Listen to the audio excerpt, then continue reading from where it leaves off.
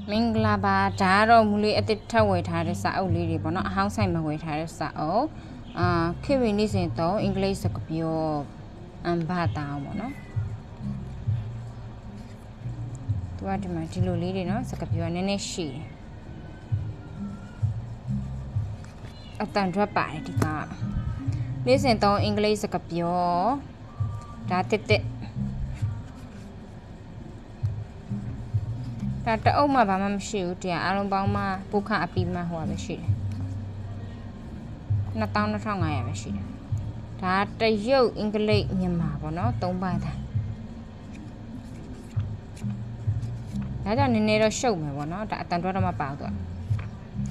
တရုတ်အတန်ထွက်တော့ပါတယ်နောက်ပြီးတော့အကောင်းဆုံးအင်္ဂလိပ်စကားပြောတဲ့ဦးသိန်းလွင်စောက်အသားညံ့တော့ညံ့တယ်ပေါ့နော်ဒါကဒီစာအုပ်လေးတွေဆိုခရီးဆောင်အတော်ပဲနော်တေးလေးတွေသိလားဒါကအင်္ဂလိပ်စကားပြောအမြန်ဆုံးတက်ဖို့ motion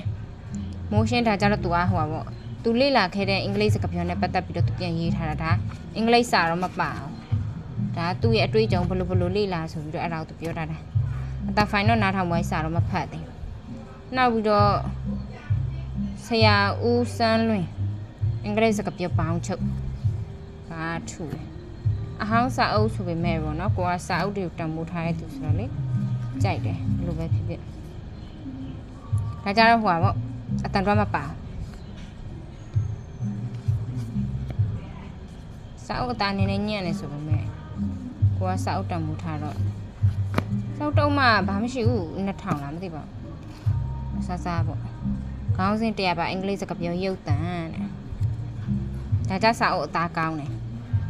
သူကြတော့အတန်တော့မပါလဲဒလားတော့မူလေးရတယ်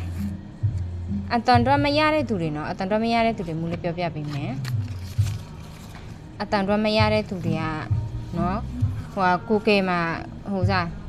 Play Store မှာတော့ download translate ဆိုပြီးတော့အဲ့လိုမျိုး translate တော့ download မြန်မာအင်္ဂလိပ်အဲ့လိုမျိုး translate လုပ်ပြီးတော့အမှအတန်တော့နဲ့ကွက်ကိုရေးပြီးတော့အဲ့လိုမျိုးလုပ်လို့ရတယ်နော်ဒီမှာကျတော့သူကလေ audio video လုပ်ဒီမှာဒါလေးကနေ video file တွေဒီလိုမျိုးရှာပြီးတော့ကြည့်ရတူဒီလိုပြောထားတယ်အဲ့ဒါဆို website သဘောမျိုးပေါ့အဲ့လိုမျိုးဒီလောက်တော့ကိုအတန်တော့ရတယ်ဒီလောက်တော့ဒါလေးကမဆိုးပါဘူးစာအုပ်သားလေးကောင်းကျေးဇူးတင်ပါတယ်ဒါကတော့စာအုပ်နောက်တစ်သုတ်အဟောင်းလေးတွေဝယ်ထားပါတော့အဟောင်းလေးတွေဝယ်ထားတာဖြစ်ပါတယ်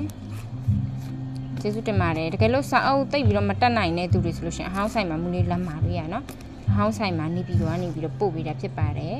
ဒါအားလုံးပေါင်းဘယ်နှအုပ်လဲ10အုပ်လားမသိ10အုပ်မှာဘယ်လောက်လဲဆိုတော့9,000လားမသိပါဘူးဒီလောက်ပဲကြာအဲကြောင့်မလို့စာအုပ်တွေကပေါ့နော်ကိုကဒါလေးလေးဆိုနည်းနည်းတေးလေးတွေနော်တေးလေးတွေဖြစ်တဲ့အတွက်ကြောင့်မလို့ခီးဆောင်လေးဆိုအတော်ပဲခီးသွားခီးလာလေးပေါ့နော်ဒီလိုပဲကိုကအင်္ဂလိပ်စကားပြောစပြီးလေ့လာတဲ့သူဆိုလို့ရှိရင်တော့စပြီးတော့ပေါ့နော်အခြေခံနေပြီးတော့ဒီလိုတေးစာအုပ်လေးတွေကနေလှုပ်ပြီးတော့မှဗီဒီယိုဖိုင်တွေ YouTube တွေမှာနောက်ပြီးတော့ကိုရှာလို့ရတယ်နော်ကိုလည်းတင်တော်ရကိုရဲ့ level လိုက်ပေါ့နော်ဒါကြတော့စာအုပ်ကြိုက်တဲ့သူတွေအတွက်ကိုစာအုပ်အခြေခံလေးတွေဖြစ်ပါတယ်ကျေးဇူးတင်ပါတယ်